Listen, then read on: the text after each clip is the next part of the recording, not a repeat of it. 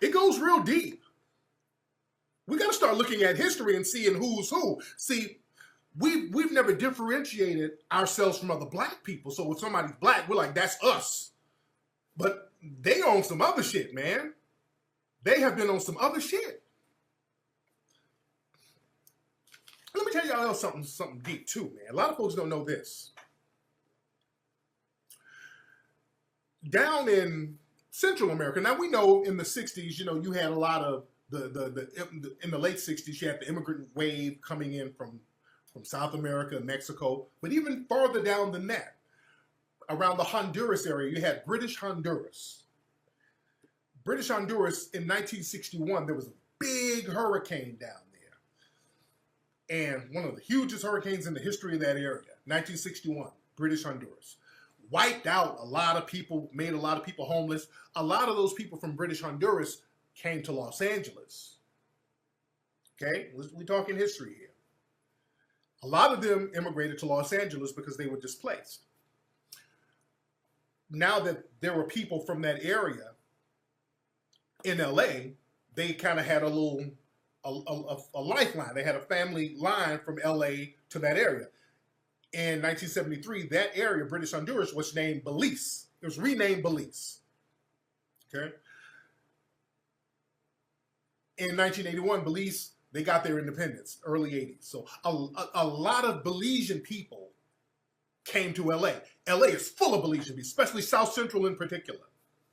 South Central LA is full of Belizeans. There's about 30, 40,000 Belizeans in South Central LA. A lot of Belizean. Do you know a lot of the gang members in LA come from Belizean backgrounds? A lot of folks don't know that. Especially the Bloods. Because when they came over, you had the Crips starting. The Crips, yeah, a lot of those Bloods are Belizeans. Yeah, a lot of Belizeans are in LA and a lot of them are Bloods. A lot of them are Bloods. So yeah, and also it's close to Colombia, so that drug pipeline, you dig?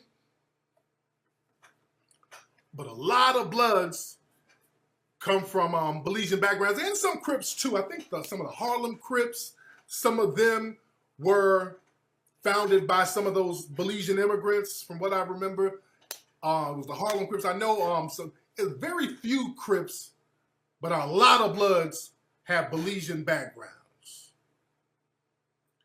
I know O.T. Genesis is Belizean. Yeah, I think he's Belizean.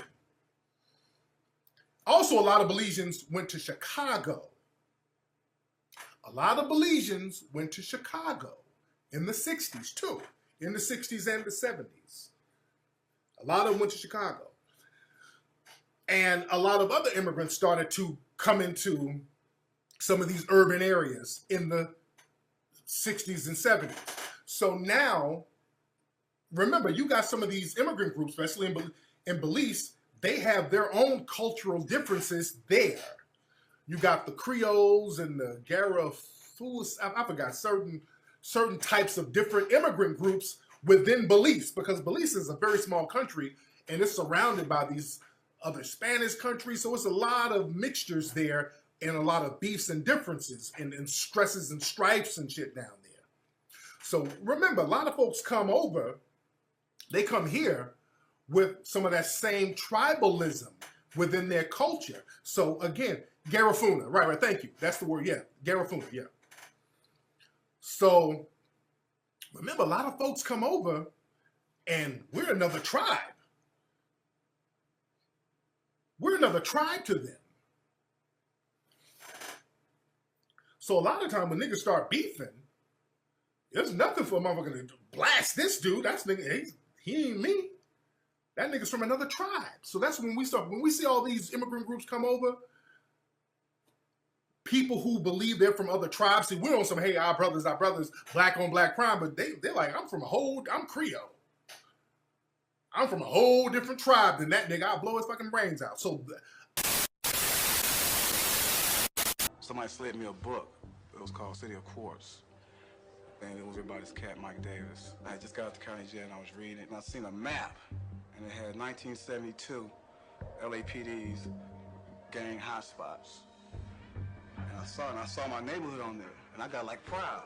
When I started reading into it and started talking about how the different fractions, how Los Angeles got divided up and how, you know what I'm saying, there was only 6 original blood sets and the rest was Crips. And I started taking that book around, showing my homies, like, look, homie, we on the map. And that's what got my wheels spinning, what actually really happened. So I found Mike Davis, and then, you know, I kind of sat down with him and talked to him, and he kind of like explained a lot of Los Angeles and the whole how it was set up. You could argue in the late 40s and 50s, probably the most exciting, important thing happening musically was on Central Avenue, where rhythm and blues was born. Central Avenue would and should have been a cultural landmark. Lot of action, lot of action. Downtown Hotel, Downbeat, The Last Word, Mimos. I got out here in 1942, and I've been going out there ever since. From 42 to 50, it was jumping. Central Avenue paid for all the police vacations and retirements. Central Avenue Vice Squad was basically the, you know, the money collectors for the LAPD. And they basically ran, you know, a protection and extortion racket on the clubs. They had to pay off the LAPD. The LAPD took millions out of, you know, the black community and the black music scene in the, you know, the 1940s before Parker took over.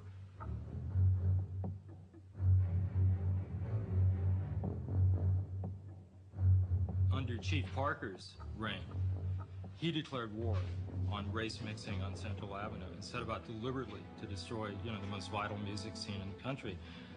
You know, those were the days where the LAPD, of course, recruited police in the South. They went down and looked for Southern whites that had been in the Army and Marine Corps and you know, and brought them out here. I mean, straight to the LAPD. Yeah, I mean, Parker had in mind exactly what kind of police force, you know, he wanted. Parker was, of course, not corrupt. He was just, you know, a steadfast, you know, racist. So where did the first black gangs appear?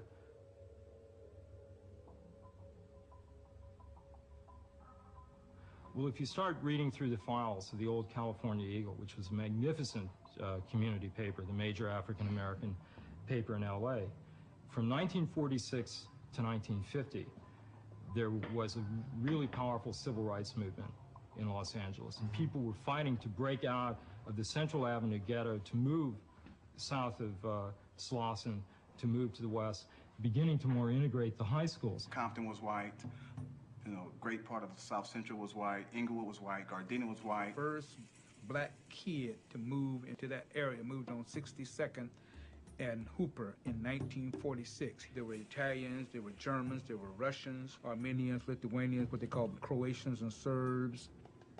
When you can't live where you want to live, when you can't go where you want to go without someone saying something to you, there's a problem.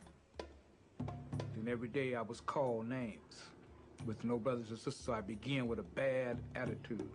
And I began fighting the little white kids every day. And you can track literally week by week attacks on black kids in the high schools and in junior high schools. And what you see emerging are black youth fighting back against attacks by white gangs and beginning to create, you know, what they didn't call gangs at the time. They were just groups of kids united to fight off, you know, the people who stoned them when they came to school or ambushed them after school. The whites were predominant in the area, so we banded together at Slauson Park. There were well-organized white gangs, some of which then continued and lived on for 20 more years, like the infamous Spook Hunters. We used to get attacked by white boys, namely a group called Spook Hunters, who were all over Inglewood, Southgate, Linwood, Hollywood, Maywood, and all the other woods. Yeah, they had a gang called the Spook Hunters. Yeah. Yeah. We shut them down. They had a black man hanging on the back of their jacket with a rope. Spook Hunters was a umbrella term. That was a term like, you know, black people are spooks or whatever, and we're white boys, and we're gonna catch them. What exactly like happened?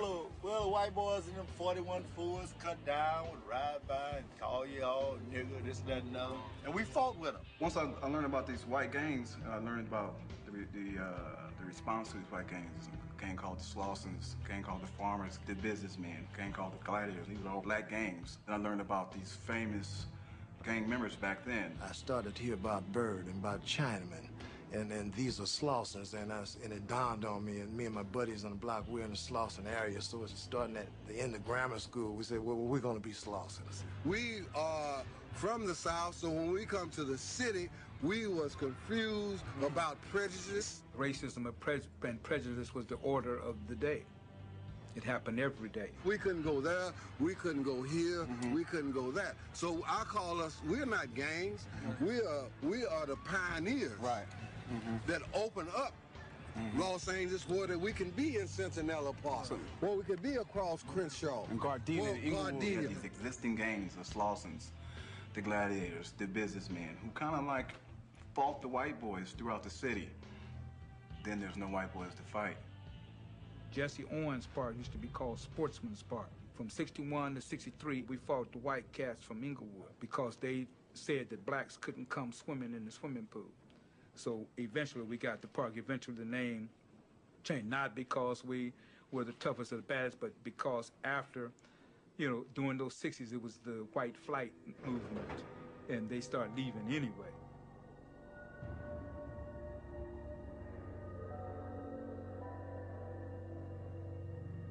Everybody's kind of boxed in and on top of each other. And I think that's kind of led to tensions, kind of led to rivalries. Being a Slauson, we kind of said we had a ticket to the world, because wherever we go, we made that the village. When the Slausons pulled up, like sometimes they pull up over at Dorsey, and like they pull up, it may be 30 cars up. Pretty soon, these black gangs kind of turned on each other. Just sit around the park and, we just think about Slauson or something. We jump in the cars and just ride wherever we heard they was going to be at and go and start a squabble with them. Somebody get knocked out, black eye, beat up, something like that. But it wasn't into the killing thing. Very seldom a guy shot a guy. A guy cut a guy, man. I mean, that would just send them paper with buzz with that for weeks, And that wouldn't happen. I was a thug. I was a straight guy. I loved the gang. Man, glad him too. I jump on the highest building. I'm a gladiator who don't like it. That's what I'm looking for. I loved the gang. I lived. Yeah? Oh, I'm Belizean. Yeah, that shit is heavy in LA. I'm telling you, that shit is real heavy. I'm not black, I'm Belizean. Yeah, I'm not black, I'm something else. Yeah? They got that shit heavy out here. Yeah, Santana Block, it's heavy.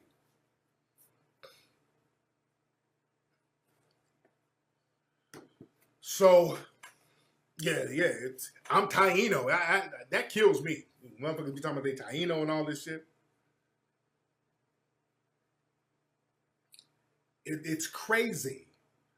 So it's nothing for somebody who sees themselves from another tribe blasting on cats. Even in Chicago, remember, a lot of those immigrant groups come over there who's jet black, and they're blasting each other. And why are black people blasting each other? Because they don't think they're the same. They're blasting each other because they see themselves as different tribal groups. It ain't just about no Crips and Bloods. It ain't about this dude has a blue rag and a red rag. No, that nigga think he's from a whole different tribe. This young man was born in Aberdeen, Mississippi, the same week of the same year my father was born, coincidentally. In 1987, when this young man was 40, he was sentenced to 80 years in prison as the first man in the U.S. to be convicted of terrorism and is still in prison today.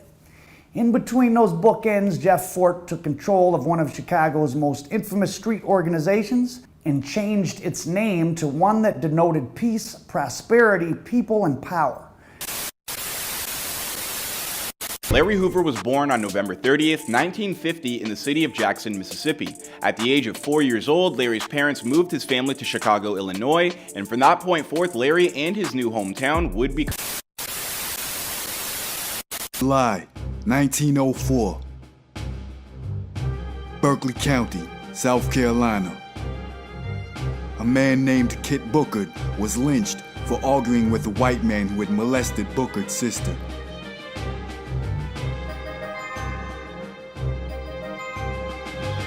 August 1906. Greenwood County, South Carolina. A man named Bob Davis was lynched. He was falsely accused of raping a white woman. October 1906. Charleston, South Carolina. Ellsworth Raymond Johnson was born, also known as Bumpy Johnson.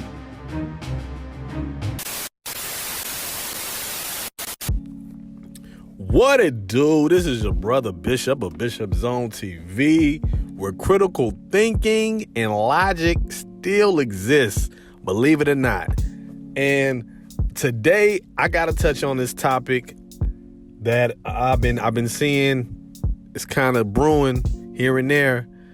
You know, a particular individual has been fueling the flames on this particular topic for quite some time now, and I see one of my brothers, I'm not gonna call him out, but I respect this brother very, very so, kind of add to the conversation, which is black immigrants and crime.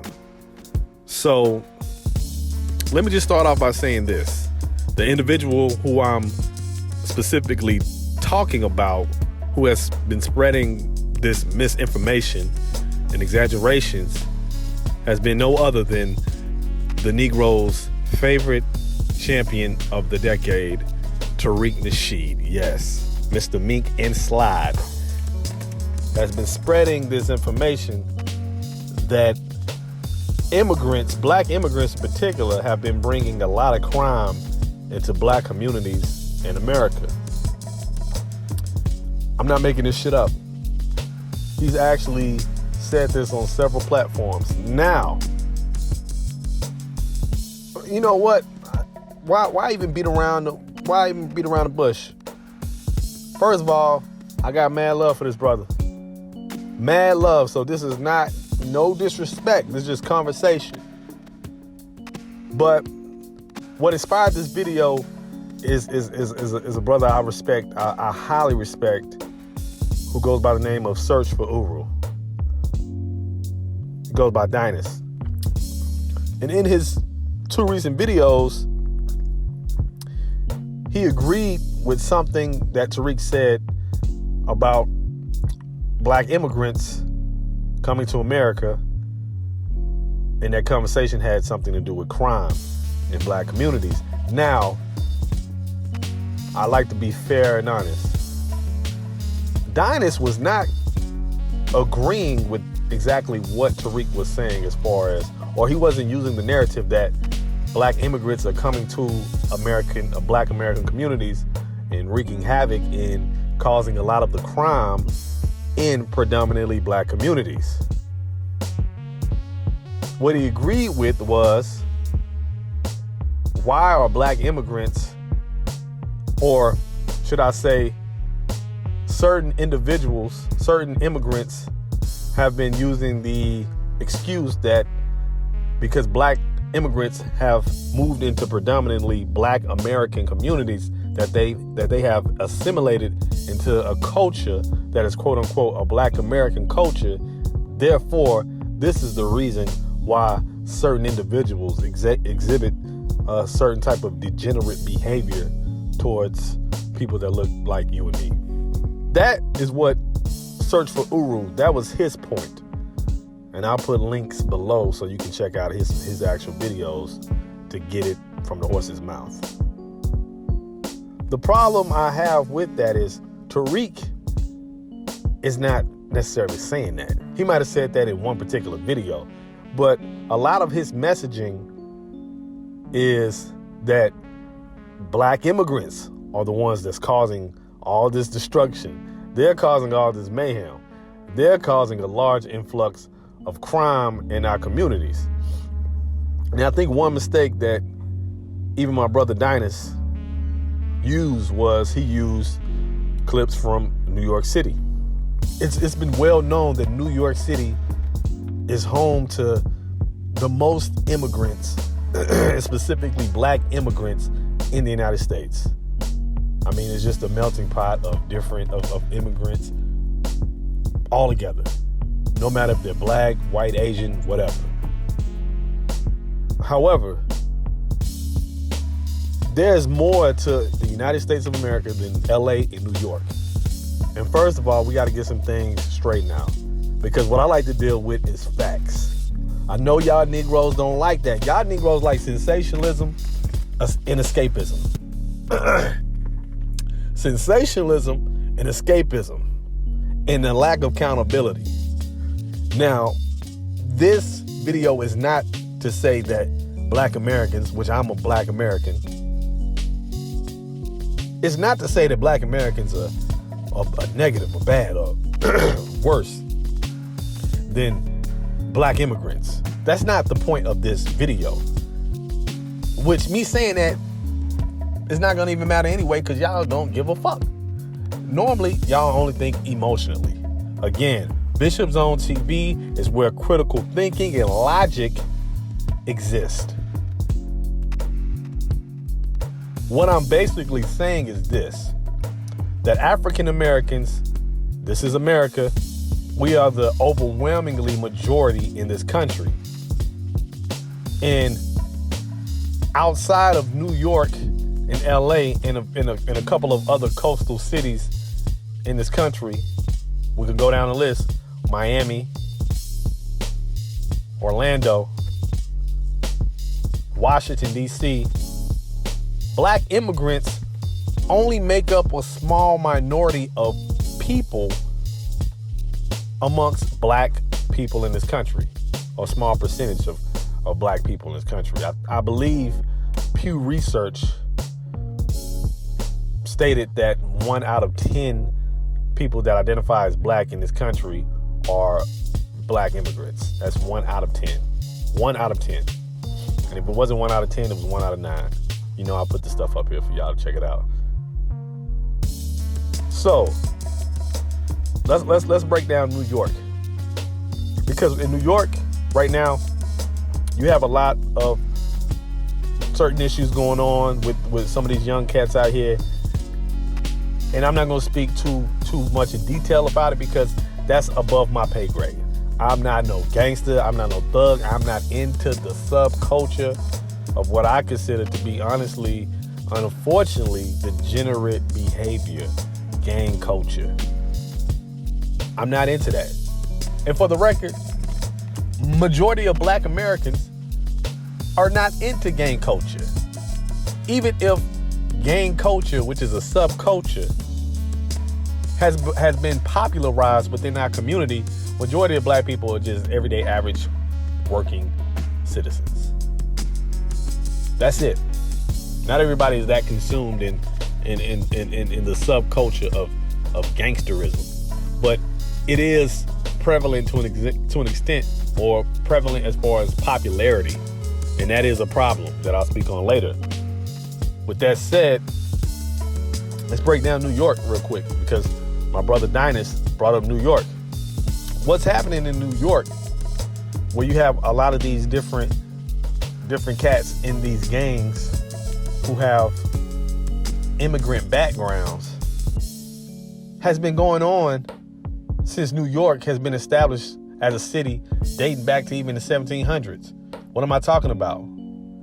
This idea of ethnic gangs, gangs based around ethnic groups, is nothing new. The Irish had gangs. The Italians had gangs. The Jewish community had gangs. The Russians, the Polish, every ethnic group you could think of had gangs, and including WASP. Western Anglo-Saxon Protestants had gangs. I know y'all don't like to read, so I suggest y'all go look at the movie called Gangs of New York by Martin Scorsese. Those were gangs. Those were considered gangs. All throughout American history, there has always been gangs. There were even Chinese gangs. See, this is what we fail to understand, because my personal belief is that the longer Black people stay here in America, the more we assimilate into a general white American way of thinking, which is we just like to generalize groups of people.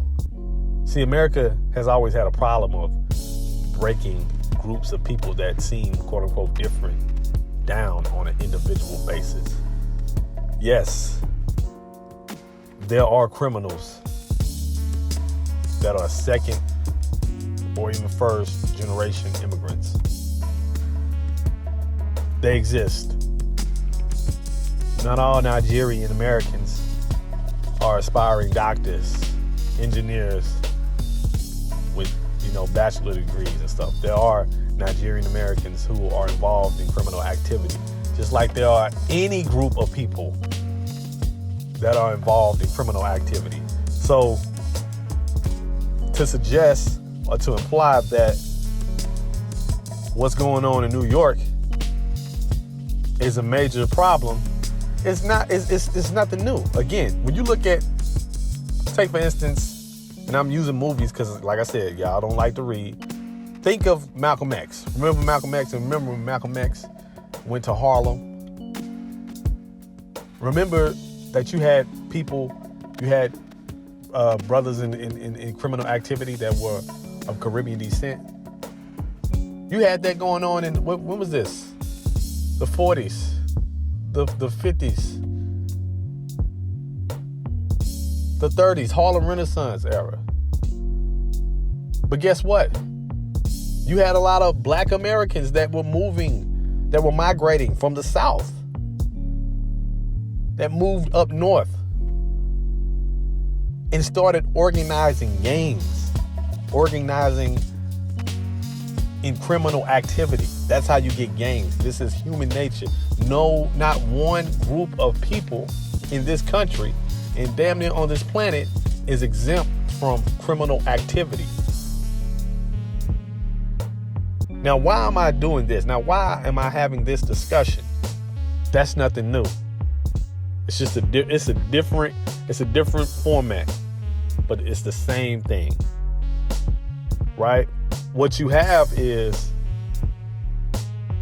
a subculture that exists within lower income communities. Now, again, I am not excusing people for participating in criminal activity. I grew up in a working class community in a city called Longview. It's in East Texas. East Texas ain't sweet at all. We'll get to that later. It's not sweet. Because I came from a 2-parent household, I wasn't involved in criminal activity. Didn't have to. We had lights. Lights were never cut off. We always had food on the table. My parents were hardworking people. I was more afraid of my dad than I was of the streets. So the streets could never influence me to get involved in criminal activity. We have to understand, people, we cannot generalize individuals and start spreading this misinformation of black immigrants increasing crime in our community. Because let me tell you, again, it's a reason why they focused on New York. It's a reason why Tariq focused on Los Angeles. So I'm gonna show y'all some statistics, some data, some research. So again, let's just put this out here. I'm not gonna get too deep into the gang politics. But Tariq, going back to Tariq, he implied that Los Angeles gang culture, the amount of violence was heavily influenced in large part because of the Belizean community. Brother, I don't know if you realize this, but the majority of gangs were structured right after the migration of black people coming into LA. Because Tariq is not a Crip or Blood. Tariq lives in Calabasas. He don't live in South Central. Oh, he visits. Maybe he went to school there at one point in time, but he wasn't born in LA. He's not from LA. And the brother lives in Calabasas around a bunch of white supremacists, as he likes to call them. He likes to call them that. But the large percentage of black people in LA migrated from the South, specifically states like Texas, Louisiana, and Mississippi. If you're from Texas, like I'm from Texas, everybody in Texas, especially East Texas, got a cousin from California. We got kinfolk in California. You from Shreveport, you got kinfolk in California. Matter of fact, if I'm not mistaken, Tukey Williams, he's originally from Louisiana. If I'm not mistaken, I could be wrong. Raymond, Washington, his people are originally from Texas. Oh, but see, lack of accountability. I'm gonna get deep. So, let's look at this. Let's look at it like this. Because he even tried to say Belizean people migrated heavily to Chicago and influenced the violence in Chicago. Again, a lack of accountability. So, I'm gonna go down the top 20 list. I'm gonna go down the cities, the top 20 cities in the United States with the highest murder rate. We're talking murders per 100,000 people. Number 1, St. Louis, Missouri. 2, Baltimore. 3, New Orleans. 4, Detroit. 5, Cleveland. 6, Las Vegas. 7, Kansas City. 8, Memphis, Tennessee. 9, Newark, New Jersey. 10, Chicago, Illinois. 11, Cincinnati, Ohio. 12, Philadelphia, PA. 13, Milwaukee, Wisconsin. 14, Tulsa, Oklahoma. 15, Pittsburgh, Pennsylvania. 16, Indianapolis. 17, Louisville. 18, Oakland. 19, Washington, D.C. And number 20, Atlanta, Georgia. Now, why did I bring up those cities? Not only because they have the highest homicide rates, but let's see what percentage of black immigrants live in those cities. Because maybe we can make a correlation. Maybe we can say that these cities have a high black immigrant population, therefore, maybe they are increasing the crime rate in these countries. In these cities. Maybe it is the black immigrants. Remember what I said about those cities. Remember those cities. So let's see. So this is the percentage of total black population that is foreign born by metro area. Now this is metro area. Now those were cities, but you get the point, because you can't compare. Again, these are the cities with the highest percentage of foreign born black immigrants. Boston, 37.8.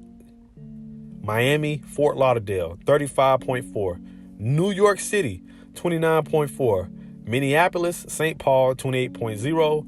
Providence, Rhode Island, 23.7. Seattle, Tacoma, 22%.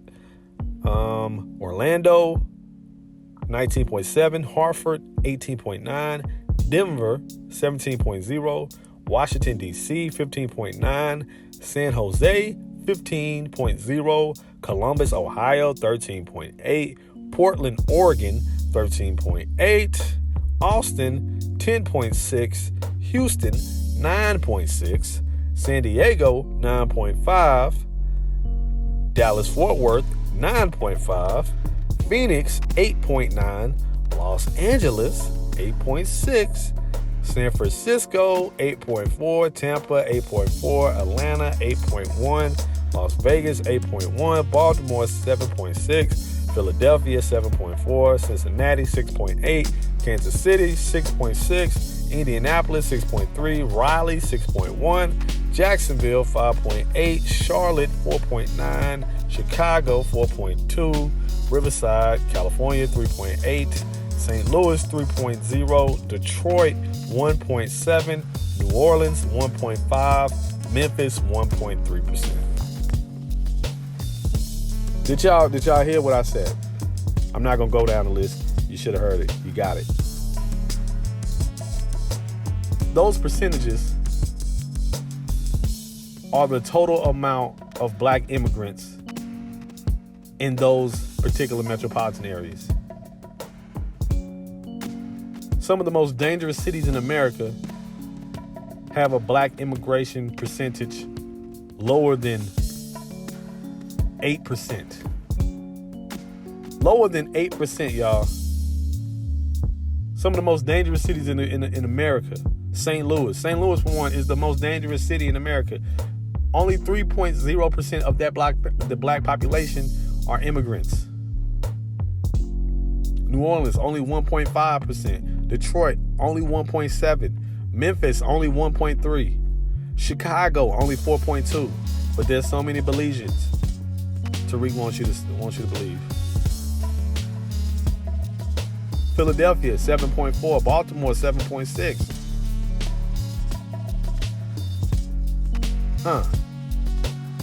New York City does have 29.4%. That's a large percentage. But contrary to popular belief, New York City is actually not the most dangerous city in this country. Not by far. Boston is number one. It has 37.8%.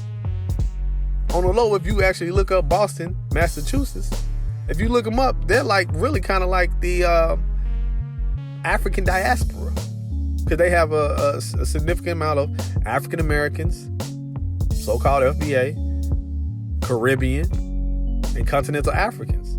And they actually have a low, very, very, very low percentage of homicides and crime compared to most major cities in America. Minneapolis, St. Paul have 28.0%. I do know of some Somalian gangs in Minneapolis, but that's not saying that majority of Somalian Americans in Minneapolis are in a gang. Providence, Seattle, Orlando, sure. Hartford, I know about Hartford. I know Hartford. I know a little too much about Hartford. You know what I'm saying? There's neither here nor there. Denver. There go DC right here. DC 15.9. DC does have a high crime rate. This is the metropolitan area too. I guarantee you, majority of the continental African population lives on the outer skirts of DC. So do the Caribbeans. Again, I'm not suggesting that black Americans are more violent. But what I'm saying is, let's stop spreading misinformation. I didn't even get into cities like Jackson, Mississippi, which is one of the most violent cities in this country. I didn't even get into cities like that. I didn't even get into cities like Little Rock. Well, you know it's a large percentage. It's nothing but FBA. And I take it back to where I'm from. I'm from East Texas. You know, back in the 90s and even more as recently as 5 years ago, for a city our size, which again, the city is under 90,000 people. We had a crime rate well above the national average. I can count on one hand how many non-FBA people live in Longview, Texas. I can count on my hand, maybe 10, maybe both my hands. I can count how many non-FBA people live in America, live in places like Longview, Baton Rouge. How are we gonna fix problems within our community if we're not willing to hold self accountable? This is the problem with people like Tariq. I'm not saying it's the problem with my brother Search for Uhuru. But don't get caught up in the hype. New York and LA are just two cities. That's a speck of the amount of black people that's in this country. Majority of the black people in this country reside in the South any damn way. So you don't judge the bulk of the black population by two cities, LA and New York. Especially a place like LA. Well, if I'm not mistaken, the black population now, the percentage of black people that live in the LA, Long Beach metropolitan area is less than 15%. That's uncommon in most southern cities. What are we doing here? It's the same rhetoric as Trump.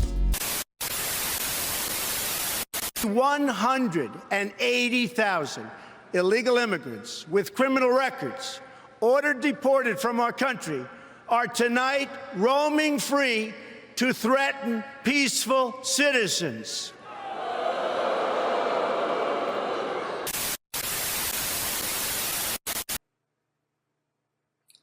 It's crazy. So it's nothing for somebody who sees themselves from another tribe blasting on cats. Even in Chicago, remember, a lot of those immigrant groups come over there who's jet black, and they're blasting each other. And you like, why are black people blasting each other? Because they don't think they're the same.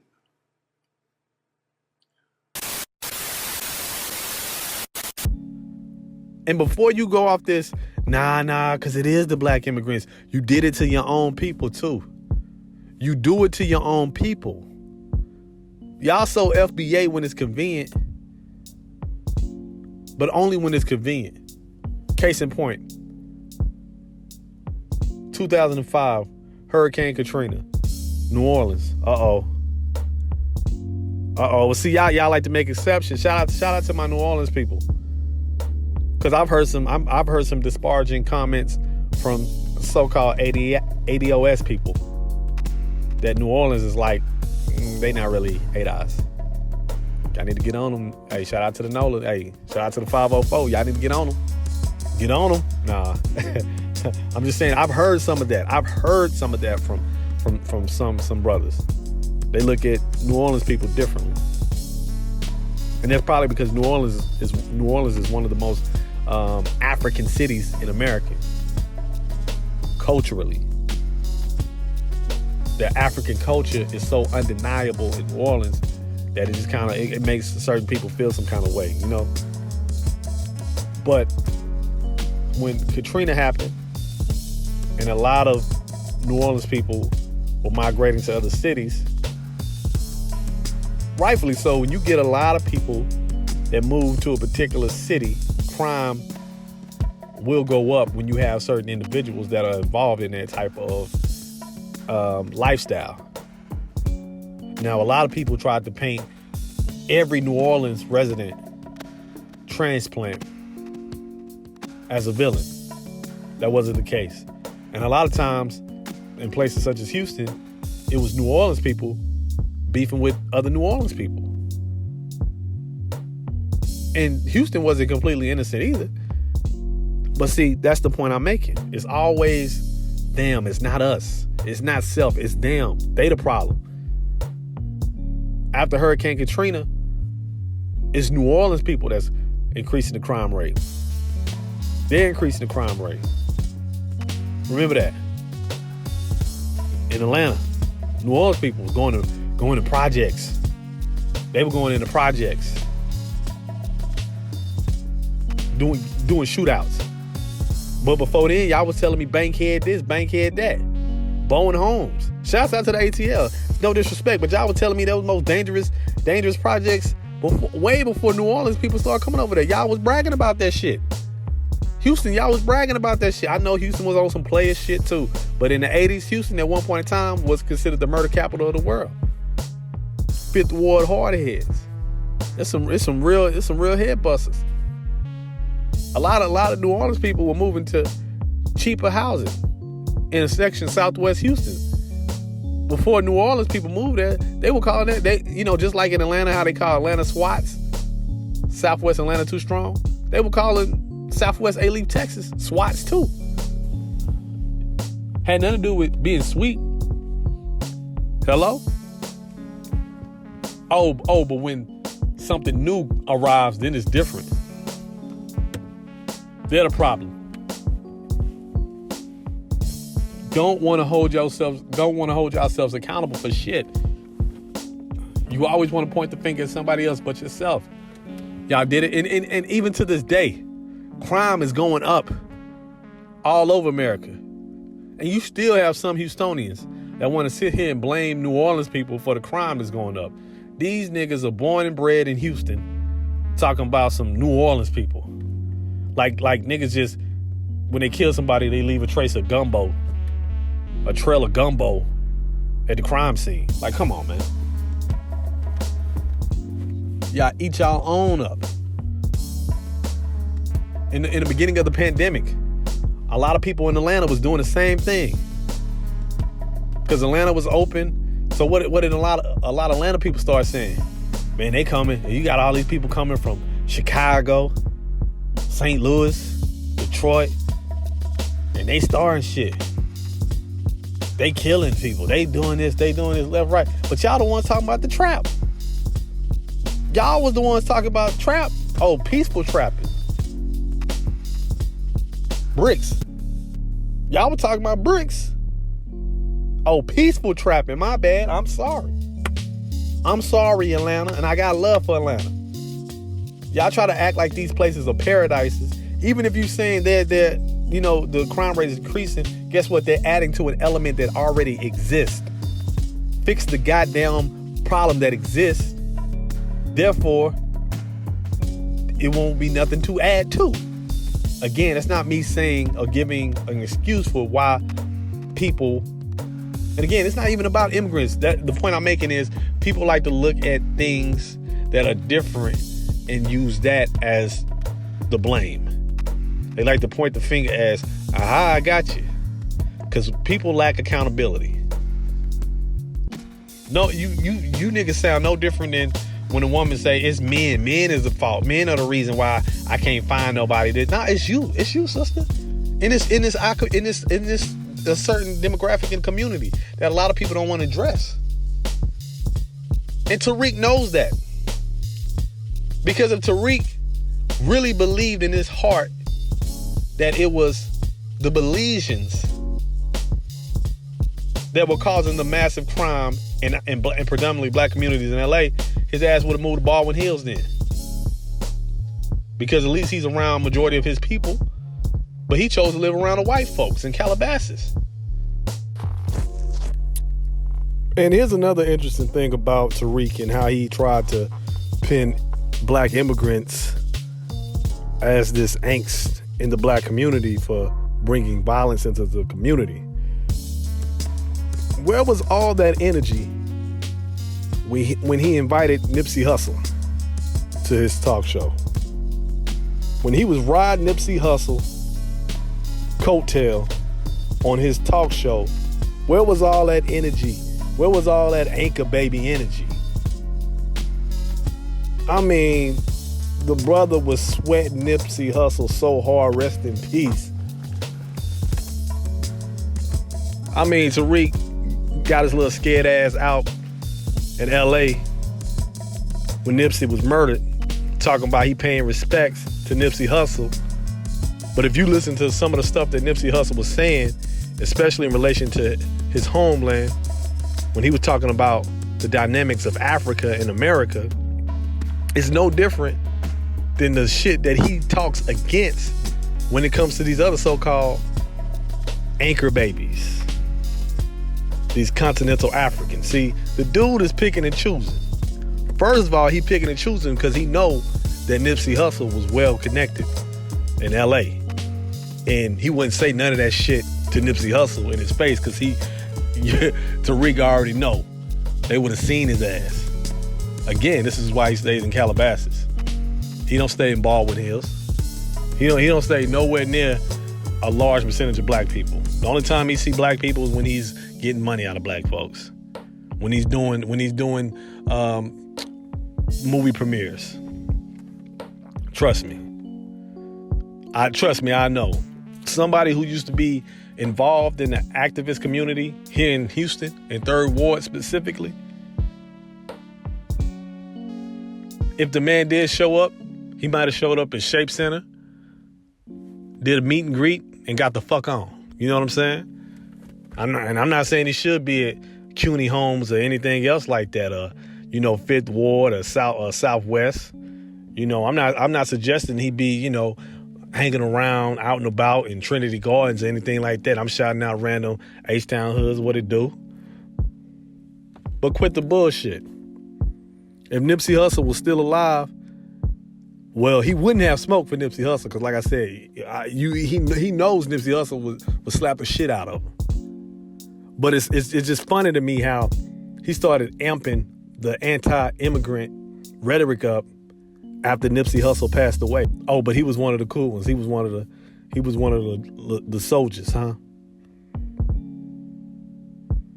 When Nipsey Hussle bigged up his homeland, his father's homeland, every chance he got. He talked about how much his trip to Africa changed his perspective on how we live here in America. But now you're not African, you indigenous. I guess according to Tariq, Nipsey Hussle's daddy will be a coward because he fled his country. Ain't that right, Nip? Ain't that right, Tariq? That's what I'm saying. Co-sign that shit. Just co-sign that. Co-sign that. Speak up. Be real about that. Somebody need to really ask Tariq about that. When you was riding Nipsey's coattail, where was all that energy at? Where was that teether baby? Where was that anchor baby energy at? That Tariq know who to fuck with and who not to fuck with. He know who to fuck with. I'm through ranting. Cause I'm waiting for the comments. I love the comments. Y'all know I love them. I love the interaction. Yeah, I'm cloud chasing. And y'all eating it up. Get your plates. I'm serving them up. And until next time, like and subscribe. Holla at your brother again. This is where logic and critical thinking exist. I provide receipts, y'all. I provide the receipts that y'all don't like to read. I'm not about sensationalism. I'm not about generalizations. I'm all about critical thinking and straight facts. Until next time, holla at your brother. Get at me.